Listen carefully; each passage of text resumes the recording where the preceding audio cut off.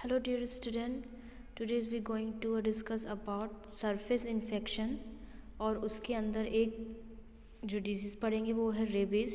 तो first one we understood the introduction of surface infection. होता क्या है, जो सरफेस इन्फेक्शन मतलब जो जैसे हमें वायरस बैक्टीरिया से इन्फेक्शन हो रहा था किसी ह्यूमन के थ्रू या किसी वेक्टर के थ्रू, अब सरफेस इन्फेक्शन क्या है कि हमारे बॉडी के सरफेस पे जो इन्फेक्शन हो जाते हैं। जैसे कि skin is the largest organ of human body that function as a first line of defence. Skin protect body. जो स्किन होती है वो बॉडी की सबसे लार्जेस्ट ऑर्गन है जिसका फंक्शन है हमारी first line defence skin protection. मतलब शुरुआती जो हमें किसी बैक्टीरिया वायरस से जो प्रोटेक्ट करती है वो सबसे पहले क्या करती है, हमारी स्किन की जो डर्मिस लेयर है वो प्रोटेक्ट करती है।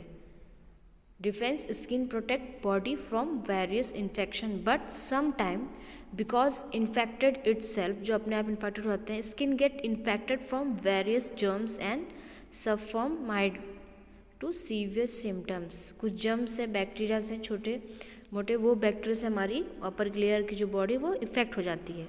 Some mild infection can be treated with OTC medicine and home remedies. कुछ मेडिसिन जो होती है वो OT मेडिसिन से भी हैंडल की जा सकती है, बट कुछ घरेलू उपाय से है।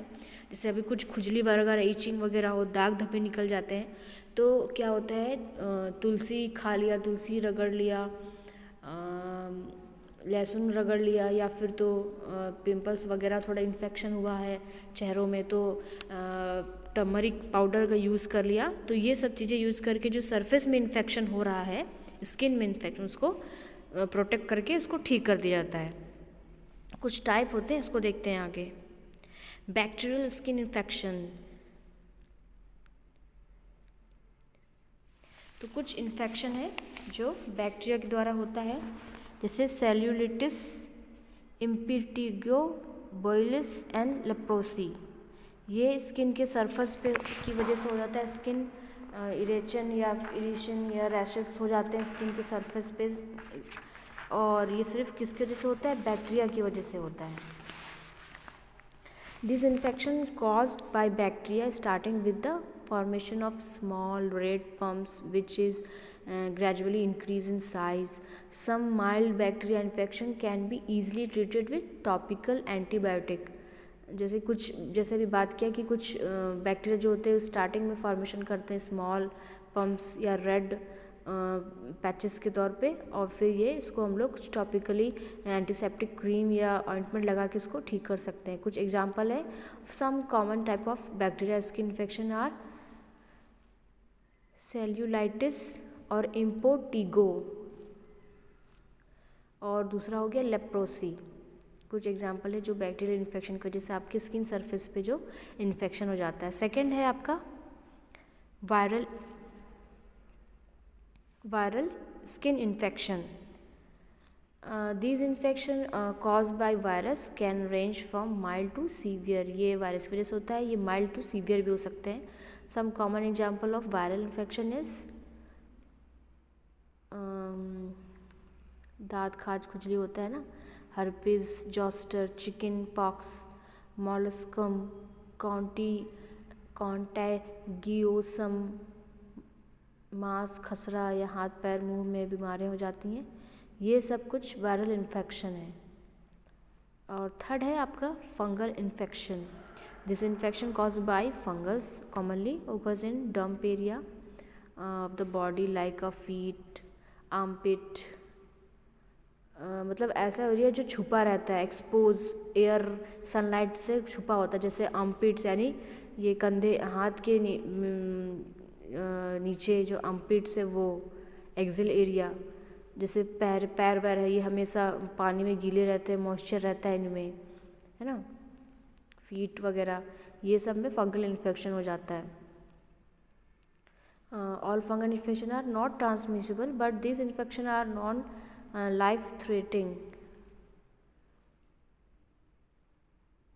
मतलब कुछ जो इन्फेक्शन ट्रांसमिसिबल नहीं होता है, एक दूसरे से फैलते नहीं होते, पर ये लाइफ टाइम रह जाता है। Example of some common type of fungal infection are athlete foods, yeast infection, ringworm, nails fungus, oral thrust and diaper rashes. जैसे कि डाइपर रेसेस हो जाते हैं, बहुत ज़्यादा डाइपर पहना लो, बहुत दिन तक पहनाए रखो तो रेसेस हो जाते हैं, वो फंगल इन्फेक्शन है। नेल फंगस, जैसे देखा होगा नाखून किसी किसी के सड़ जाते हैं, अजीब सा फंगस लग जाता है। यीस्ट इन्फेक्शन हो जाता है, जो एथलीट्स होते हैं उनके फूट बहुत रनिंग की वजह से उनके फूट में भी फंगल हो जाता है। नेक्स्ट है parasite infection. This infection are caused by fungus commonly occurs in dump area of the body like the feet and armpits. All fungal infections are not transmissible and these infections are non-living threatening.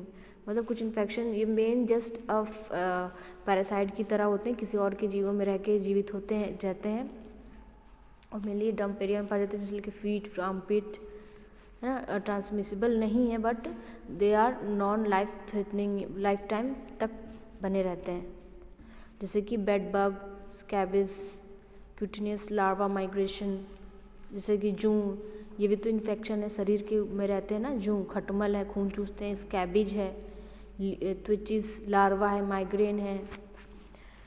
उसमें से कुछ एक infection है rabies is a disease caused by virus which is lead to acute anaphylactic of the infected organism. ये rabies जो विषाणु यानी virus की वजह से होने की वाली बीमारी है, जो कि एक इन्फेक्टेड जीवों में एन्सेफलाइटिस की ओर ज़्यादातर जाती है, की ओर लेके जाती है। रेबीज ज़्यादातर एक्टोथर्मल जानवरों में देखा जाता है, लेकिन ये शायद ही कभी शाकाहारी लोगों में को मतलब प्रभावित करता है। मानव में ये जो मतलब ह्यूमन बॉडी में अगर ऐसे ही छोड़ दिया जाए तो बहुत ही ज़्यादा घातक हो सकते हैं। इसका कॉजेटिव एजेंट क्या है? अदर एनिमल टू ह्यूमन्स होता है। ये कंटेन करता है जूनोटिक वायरस, जूनोटिक वायरस जो अफेक्ट करता है नर्वस सिस्टम को। और ये इसकी कॉजेटिव एजेंट क्या है? रेबीज़ वायरस, जो कि न्यूरोट्रॉपिक आरएनए वायरस है, वो बिलोंग करता है रोपडो वायरस ग्रुप फैमिली से। जो वायरस है जूनोटिक वायरस, इसको रेबीज़ वायरस भी कहते हैं। ये नर्वस सिस्टम पे इफेक्ट डालते हैं। मोड ऑफ ट्रांसमिशन क्या है इसका, कैसे फैलता है? The most common animal causing rabies is dog, their bites on even licking में कॉज अ रेबीज़। कुत्ते के काटने की वजह से ये वायरस आपकी बॉडी पे या फिर उसके लार्वा से आपके अगर में ट्रांसमिट होता है तो उसकी वजह से ये रेबीज़ हो जाता है। The infection is transmitted by the saliva or animal suffering from rabies. Symptoms क्या है? It is short during disease, कम समय के लिए होता है। short during, usually lasting from 2 to 4 days, 2 से 4 दिन का होता है। अल्टीमेटली रिजल्टिंग इन डेथ, आखिरकार इसका जो रिजल्ट है वो डेथ है अगर उस पर ध्यान ना दिया जाए तो। It include the following symptoms, इसमें बहुत सारे सिम्टम्स कुछ शामिल है। The initial symptoms are headache and fever, जो शुरुआती जो सिम्टम्स होंगे वो सर दर्द और बुखार होगा। But in the later phase excitation and delirium are observed.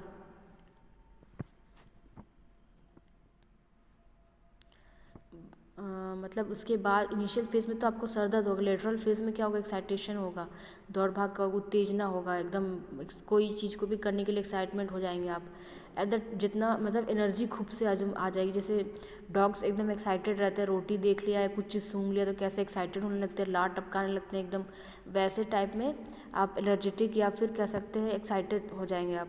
Eight the time of deglutition here is a spasms in the muscles leading to fear of water. फिर उसके बाद क्या है?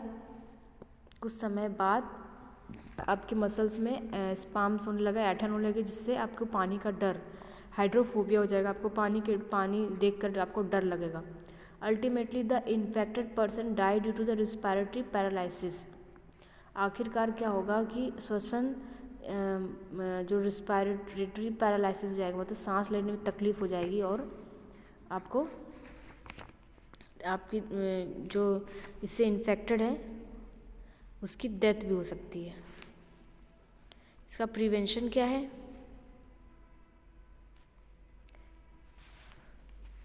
इसका रोकथाम है, इसके वैक्सीन आते हैं, वैक्सीन लगवाना चाहिए। Soap and water should be use for cleaning the bitten, wounded और स्कैचेड रीजन।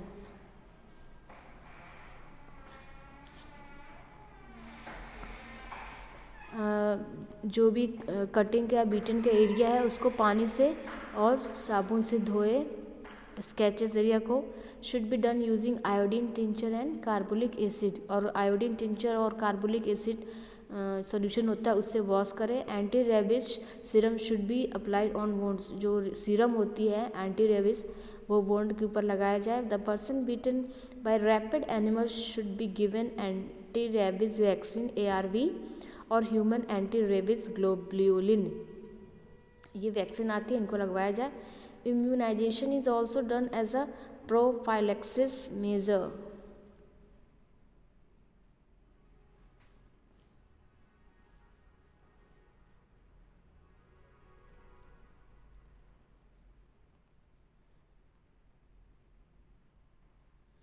अब क्या है, immunisation is also done as a prophylaxis measure, मतलब रेबीज़ को फैलने से बचाने के लिए इम्यूनाइजेशन का यूज़ किया जाए। The infected animals should B